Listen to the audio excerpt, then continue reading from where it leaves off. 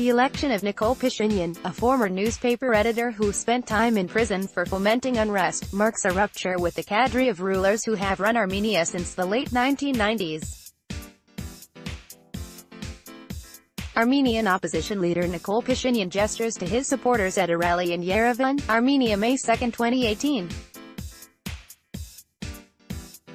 Reuters. Opposition leader Nikol Pashinyan was elected as Armenia's new prime minister on Tuesday, capping a peaceful revolution driven by weeks of mass protests against corruption and cronyism in the ex-Soviet republic.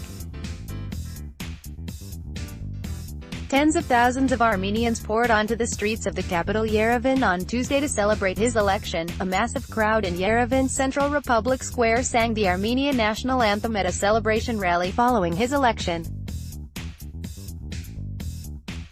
"From now on, nobody will violate the Armenian people's rights and freedom," Pashinyan told the crowd, to shouts of "Nikol! Nikol!" Groups of youths danced to folk music and drum rolls and many held Pashinyan portraits. "I am so happy that what happened in Armenia in recent weeks was peaceful.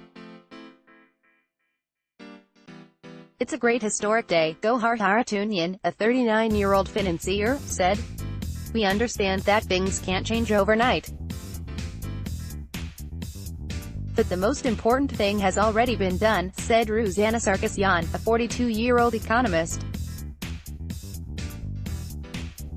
The election of Pashinyan, a former newspaper editor who spent time in prison for fomenting unrest, marks a rupture with the cadre of rulers who have run Armenia since the late 1990s.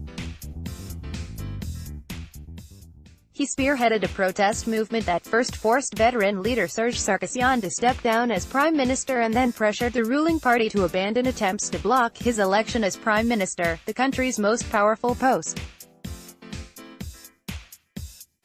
After his election, Pashinyan spoke with Russian President Vladimir Putin on the phone and agreed to further strengthen bilateral ties, the Kremlin said in a statement. TRT World's Yolo Abdava reports from capital Yerevan. Central Square celebrations in a vote in parliament on Tuesday. 59 lawmakers backed Pashinyan's candidacy, including some from the ruling Republican Party, with 42 voting against. In a vote last week, the Republican Party blocked Pashinyan, but it said on Tuesday it had decided to get behind him for the sake of unity and the good of the nation. A central square in the capital, where Pashinyan's supporters gathered to watch the voting on huge television screens, erupted into joy when the result was shown. Tens of thousands of people in Republic Square shouted, "Nikol!" and white doves were released into the air. People hugged and kissed each other. "I'm the happiest person in the world," said Shajik, a 17-year-old Pashinyan supporter.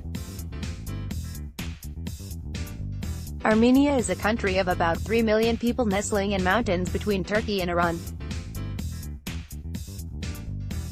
Pashinyan's protest movement was sparked when Sarkisyan, barred by the constitution from seeking another term as president, became prime minister instead.